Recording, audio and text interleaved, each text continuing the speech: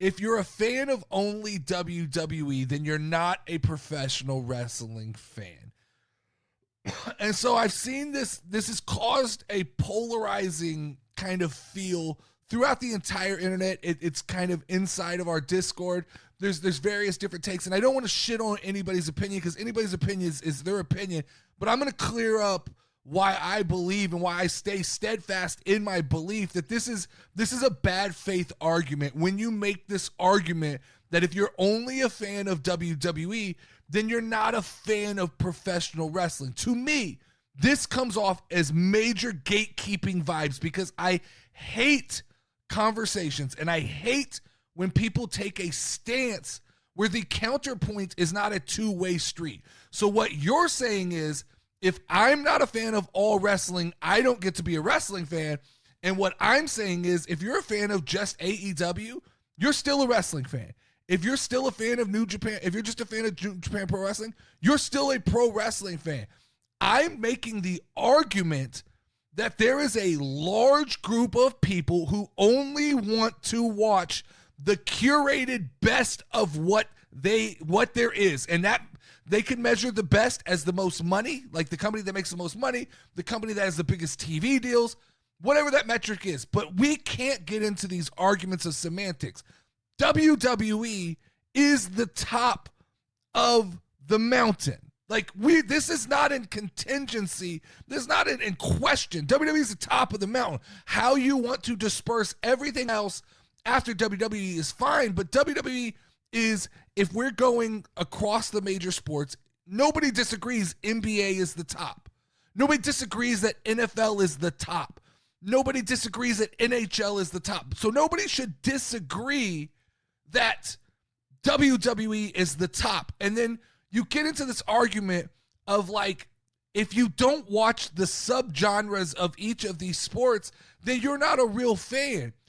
That I don't like that, or I think that's a bad faith argument. You can watch, and if you have the amount of time to dedicate to watch NXT and AEW and New Japan Pro Wrestling and TNA Wrestling, more power to you. But you don't get to tell me I'm not a wrestling fan because I only dedicate a set number of hours to watching wrestling, right? I'll give you 2.5 on Monday. You're lucky if you get me for 3 on Friday, and that's all I've got. I don't have more time to give. I'm at swim practice Monday through Thursday for one daughter. I'm at cheerleading practice. I'm at soccer practice. I think where the disconnect comes between the people who want to make this argument is they just might not understand what some people's life consists of when they say they're busy, right?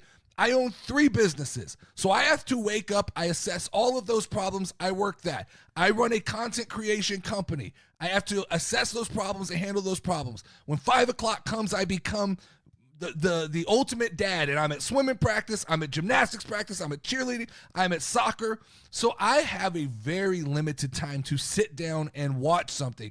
And so for me to just watch WWE and for me not to dedicate the time to Google who Hangman Adam Page is or why the Young Bucks are important or TNA Wrestling, I'm not discounting who those people are, but I'm telling you, if they're not in the curated world of WWE, and that is what I expect to be the best version of professional wrestling that I love, then they don't matter to me. And so I don't think it's unfair to say that if you just watch WWE, you're a professional wrestling fan. I don't watch college football. I'm an NFL fan. I don't watch the NBA G League. I'm an NBA and basketball fan. You don't have to watch. If you have the time and you really love something, sure, you can dig into deeper layers. It's the same argument with video games, right? If you only play Madden, if you only play Call of Duty, then you're not a video gamer. No, you are. You're just scratching the surface of what that box does. Some people get in there and they play JRPGs and they get real deep, but that doesn't make you it makes you a hardcore gamer, but it doesn't make you more of a gamer than anybody else. Just like watching NXT, watching AEW doesn't make you more of a professional wrestling fan. It just means you're looking for a deeper experience. It's the same argument I make when we talk about, like, WWE is the Coca-Cola of professional wrestling. There are lots of people who will order a soda and they will say, I'll have a Coke. And that's because it is the recognizable brand. It is, and if you only drink Coke, you still drink soda. You're still a fan of soda. You're not just a Coca-Cola person. If you drink Coke Zero, you're still a soda person. This argument that you have to be nuanced and believe that other things exist, that's where it gets messy to me. NXT, to me, if I'm breaking this down, NXT is what I would equate to being the college football to the WWE being the NFL, okay? So, if I only watch the NFL, I'm still a football fan. But the next thing most people would watch would be the developmental league, college football, that feeds into what they're going to watch later on. I promise you, there's not very many people watching Canadian football. There's not a lot of people watching the AFL. And if you start to limit who can be a football fan based on the people who watch the AFL, you're now talking about a very small niche group of people. No different than if you're talking about, professional wrestling fans as only people who watch more than just WWE. You're now starting to narrow down and gatekeep a very small group of people who are allowed to call themselves professional wrestling fans. And I don't understand what it matters to people who gets into the club of being a professional wrestling fan. If you start to make the argument that you have to watch more than WWE, I think you immediately cut out 75% of the people who just say they like pro wrestling when they're talking about they like WWE. Like I said, I think this is an argument of free time. I think when you have the ability to watch AEW and you have the ability to watch NXT and you are home every night and it's appointment television and you can watch it, I think your opinion would differ. If they only gave you 2 hours to watch wrestling, your opinion would differ. It's just that you're afforded the luxury of being able to watch all of these things, and so then you start to view it through rose-colored glasses. The argument that, it's narrow-minded, you don't acknowledge other wrestlers exist. That's kind of the argument I get seen thrown around. But I like to use the kind of comparison of UFC when this gets thrown out, and that is the Michael Chandler situation, right? For a long time, when Michael Chandler was not in the UFC, there were a lot of people who argued, this dude's the best light heavyweight in the business, that you can be the best and be in a different company. That's how it works. And all of a sudden, Michael Chandler comes over to UFC, and he gets a wake-up call. He fit right in, but he got his ass whooped by a couple of guys. And the reality is that maybe just the UFC talent pool is just overall better. And so when I'm watching WWE, that's kind of my thought process, is maybe not every person in WWE is the best, but overall, the curation of those guys, there's a reason they exist in WWE, in that universe, and I expect that Triple H curates wrestling for me so that I can expect to see what I enjoy. I don't enjoy the AEW product. I don't enjoy Will Osprey. I don't enjoy the Young Bucks. I haven't really loved Kenny Omega from what I've seen. And so it's not me saying that these people don't exist and maybe they're not good at their job, but if they're not doing it in WWE, to me, you're not doing it at the top level. If I took any NFL quarterback and inserted them into the CFL, right? Or the AFL, and they're going to be talented based on skill. There's going to be a lot less pressure. So maybe a guy who has all the intangibles but can't handle the pressure, maybe that's a better situation. But the reality is, if you win a CFL Super Bowl, whatever that is, an AFL Super Bowl, whatever that is, I'm never going to respect that on the same level as winning the NFL Super Bowl, no matter who you are, no matter how good your stats were. To me, WWE is the top of the pyramid. And so it's hard for me to listen to the other side. I try to be open-minded, but when I start to hear this, like, well, you're not a pro wrestling fan.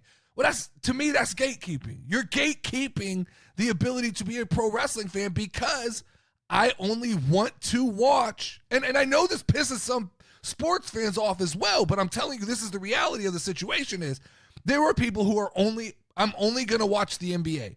I don't watch college basketball. I'm only going to watch the NFL. I don't watch college football. I'm only going to watch, Major League Baseball when that is even something I watch. But I'm damn sure not going to watch college baseball. It is because of my limited amount of time, I only want to watch the best of the best do what they do. And when someone like Will Osprey openly says, I don't want to go to WWE, that's fine, bro. Do you? But then you have to live with my criticism of saying you don't want to be on the top. Your mountaintop stops at about 4,000 feet.